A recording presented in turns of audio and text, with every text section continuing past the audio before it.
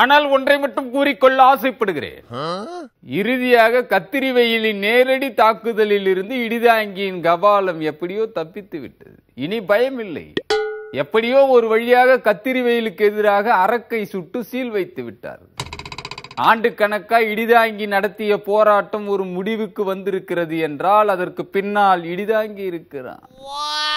ஒவ்வொரு ஆண்டும் சுட்டெரிக்கும் கத்திரிக்கு எதிராக வெப்ப சலனத்தை சூக்காட்டி விட்டு மழை பொழிய வைப்பதற்கு என்ன பாடுபட வேண்டியிருக்கிறது?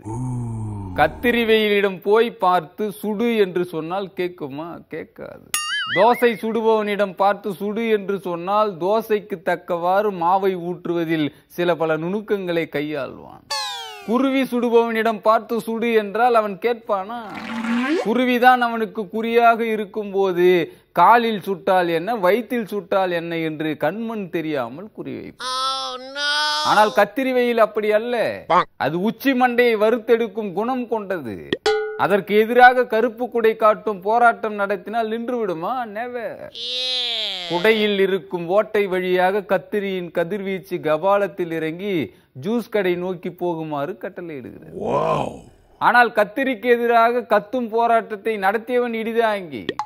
ஒரு தொடர் போராட்டத்தை இடிதாங்கி நடத்தியதை பார்த்து எல்லோரும் இடிதாங்கியை கேலி செய்தார்கள், நையாண்டி செய்தார்கள், பகடி செய்தார்கள், படம் காட்டுகிறான் என்று சொன்னார்கள். ஆனால் இப்போதுதான் தொடர்புக்கு அப்பால் இருந்த மக்களுக்கு இடிதாங்கியின் தொலைநோக்கு புரிந்திருக்கிறது. இப்படி புரிந்து கொள்வதற்கு எத்தனை விலை கொடுத்திருப்பான் என்று எண்ணி பார்க்க வேண்டும். ஆக எப்படியோ சீல் வைத்தாகிவிட்டது. இனி தென்மேற்கு காற்று கருணை காட்ட தொடங்கிவிட்டதால் சுற்றுச்சூழல் பாத் எடுக்க தொடங்கி, ஒருவேளை பருவமழை பல்டி அடிக்க தொடங்கிவிட்டால் என்ன செய்வது என்று கேள்வி கேட்கிறார். அதற்கான பதில் இப்போதைக்கு இடிதாங்கியிடம் இல்லை. ஏனென்றால் வருங்காலத்தில் என்ன வேண்டும் என்றாலும் நடக்கலாம். ஏனென்றால் நாடகமே உலகம் என்று என்றைக்கோ சொல்லி வைத்து விட்டார்கள். சீல் உடைக்கப்பட்டால் ஃபீல் பண்ணுவதை தவிர வேறு வழி இடிதாங்கிக்கு இல்லை. ஆனாலும் நம்பிக்கையின் பேரில் இப்போதைக்கு கிடைத்த மகிழ்ச்சியை இடிதாங்கி தன் பாக்கெட்டுக்குள் பத்திரப்படுத்தி வைத்திருக்க வேண்டியது காலத்தின் கட்டாயம் என்று கூறிக்கொள்ள கடமைப்பட்டிருக்கிறேன்.